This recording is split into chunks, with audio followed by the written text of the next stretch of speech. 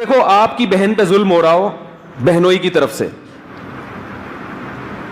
آپ کو پوری صورتحال کا پتہ ہے کہ بہنوئی کو کیسے سیٹنگ پہ لانا ہے, کتنے چترول لگانے ہیں, کتنے بھائی اتنے بھی نہ لگیں کہ علیحدگی ہو جائے.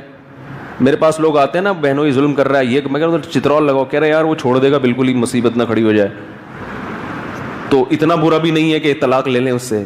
تو یہ سالے کا کام ہے کہ بہنوئی کو چترول لگانے ہیں یا نہیں لگانے ہیں, اور لگانے ہیں تو کتنے لگانے ہیں, کیا خیال ہے. وہ سوچ رہا ہے کہ بھائی کس حساب سے لگائے جائیں, وہ مناسب سمجھ رہا ہے کہ کتنے لگنے چاہیے, 2, تیسرے پہ علیحدگی نہ ہو جائے کہیں, ٹھیک ہے نا, 2 سے سیٹنگ بھی ٹھیک ہو جائے گی تھوڑا, اور اتنا بھی نہیں ہوگا کہ علیحدگی کی نوبت آ جائے, کیونکہ اتنا برا بھی نہیں ہے کہ علیحدگی چاہیے ہمیں.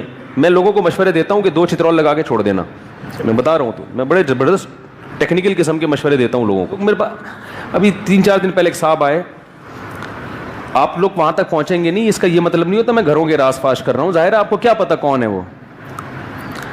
بہنوئی کے حالات بتا رہے تھے کہ یہ کر رہا ہے وہ کر رہا ہے. میں نے کہا پہلے پوچھو تو صحیح, بعض دفعہ الزامات بھی لگائے جاتے ہیں کہ پوچھو تو صحیح کیا ظلم کر رہا ہے, ہو سکتا ہے وہ ظلم نہ ہو, آپ اس کو ظلم سمجھ رہے ہو.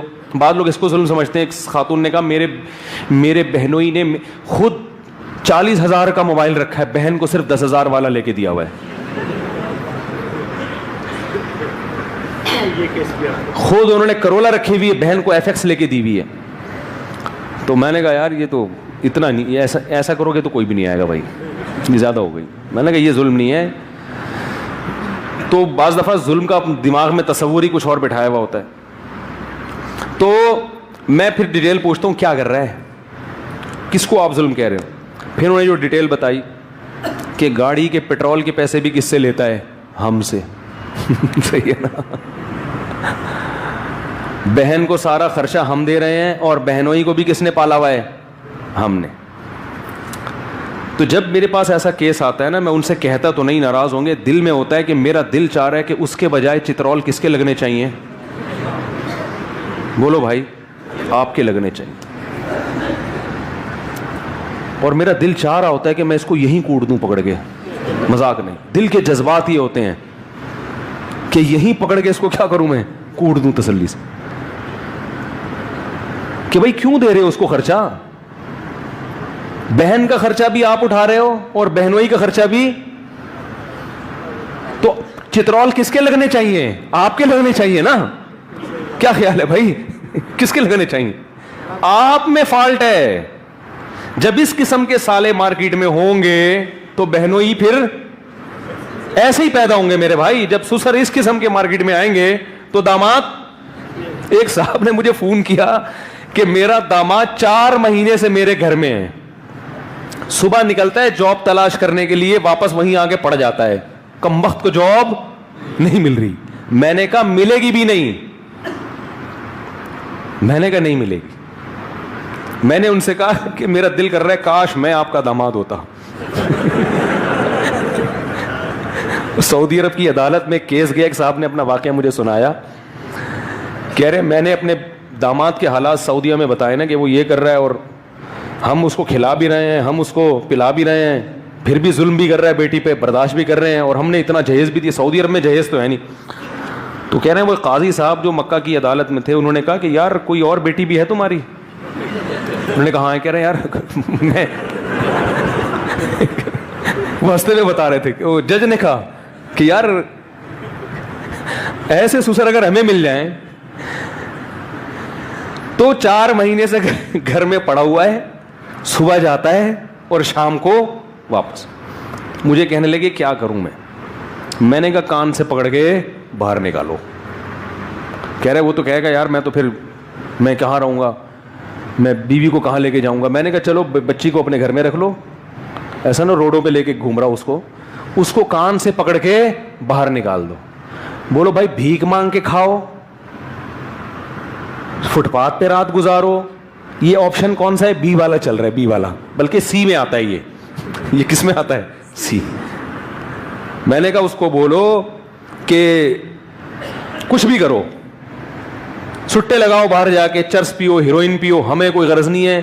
اس گھر میں اس وقت آنے کی آپ کو اجازت ہوگی بچی کو لے کے جانے کی جب آپ کی پراپر جاب ہوگی اور آپ ارننگ شو کرو گے کہ میری اتنی ارننگ ہے اور میں اس میں کھلا سکتا. کہہ رہے ہیں وہ پھر طلاق نہ ہو جائے. میں نے کہا ہو جائے تو اس سے زیادہ خوش نصیبی کی کیا بات ہوگی. میں نے کہا ایسے آدمی سے تو طلاق ملنا اللہ کی نعمت ہے. وہ پھر طلاق ہو گئی ان میں, پھر اس کی کہیں اور شادی بھی ہو گئی الحمدللہ. تو وہ جو صاحب کہہ رہے تھے کہ پیٹرول کے پیسے بھی ہم, اب مجھ سے مشورہ لیں کہ ہمیں کیا کرنا چاہیے. تو میرا دل چاہ رہا تھا کہ وہ مجھے ایک لطیفہ یاد آ رہا تھا. ایک خاتون اپنے میاں کو لے گئی ڈاکٹر کے پاس جو ڈپریشن کے مریض تھے. ڈاکٹر نے نیند کی گولیاں دی, ڈپریشن کے مریضوں کو نیند کی گولیاں دی جاتی ہیں نا.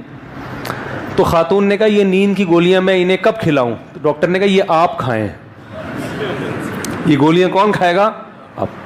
جتنا زیادہ سوئیں گی اتنی جلدی یہ اسٹریس سے باہر نکلیں گے. وہ ڈاکٹر سمجھ گیا کہ ان کی وجہ سے یہ کس میں گئی ہوئی ہیں.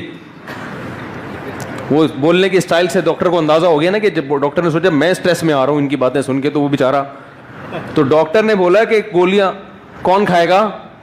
تو میرا بھی دل چاہتا ہے جب اس طرح کے لوگ میرے پاس آتے ہیں, میں کہتا ہوں چترول کس کے لگنے چاہیے؟ آپ کے لگنے چاہیے, اور آپ جیسے لوگوں کے لگنے چاہیے.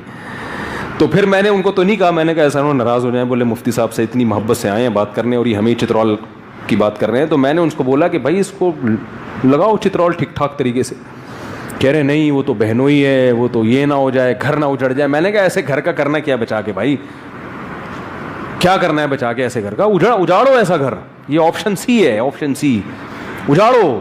میں نے کہا اس کو بولو تمیز سے, اس کا خرچہ بھی تو اٹھائے گا, بہن کا بھی, اور اپنا بھی کم بہت تو اٹھائے گا, اور آئندہ پیٹرول کے پیسے مانگنے آیا نا پھر دیکھ کرتے کیا ہیں. میں نے کہا ایسے بات آنکھوں میں آنکھیں ڈال کے بات کرو.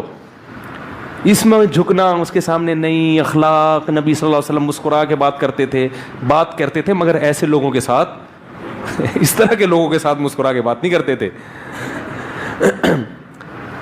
تو وہ پھر وہی ڈر ہوتا ہے طلاق ہو جائے گی. میں نے کہا بھائی لینا چاہیے ایسے موقع پہ طلاق لینی چاہیے. اس کو انسان کا بچہ بناؤ, مہلت دو اس کو, فوراً طلاق کی طرف نہ ہو, مہلت دو. بولو بھائی آج سے آپ کا دانا پانی بند, اس کو بھی یہاں سے لے کے جاؤ, گھر بھی خود پرووائڈ کرو, کماؤ بھی خود, اس کو بھی تمہارا باپ بھی کھلائے گا اس کو, اور تم بھی کھلاؤ گے. نہیں کھلاتا, نہیں خرچہ اٹھاتا, ڈیورس. کہہ رہے ہیں نہیں دیتا. میں نے کہا چترول لگاؤ, اس کا باپ بھی دے گا. چترول لگاؤ, اس کا باپ بھی دے گا انشاءاللہ تعالی. کنڈی لگاؤ کمرہ بند کر کے, اور تمیز سے طلاق دے گا انشاءاللہ. تو وہ خاتون کو میں نے بتایا کہ اگر واقعی ظلم ہو رہا ہے بھائی, شوہر بہت زیادہ اگر ناقابل برداشت ہے, اول تو خود سے فیصلہ نہیں کرو, کسی کے تیسرے کے پاس لے کے جاؤ. کیونکہ بعض دفعہ خواتین کو غلط فہمی ہوتی ہے کہ شوہر حقوق نہیں ادا کر رہا, وہ ادا کر رہا ہوتا ہے. آپ کو یہ غلط, اگر واقعی ہے ایسا مسئلہ ہے ناقابل برداشت ہے, تو ایک آپشن اسلام نے یہ بھی دیا ہے. تو اور میں نے عرض کیا کہ قرآن کے الفاظ کیا ہیں, فمن عفا و اصلح, جو معاف کرے اور معاشرے کی اصلاح کر دے. معاف کرنے میں معاشرہ سدھر رہا ہو, فإن ذلک من عزم الامور. اللہ فرماتے ہیں یہ بڑے جگرے کا کام ہے, یہ پیغمبروں کی سنت ہے. عزم الامور تو انبیاء تھے. ایسے تب ماں باپ کی کڑوی کسیلی برداشت کرنے سے معاشرے میں اصلاح آتی ہے. سمجھ رہے ہو کہ نہیں سمجھ رہے؟ اس سے معاشرے میں کیا ہوتی ہے؟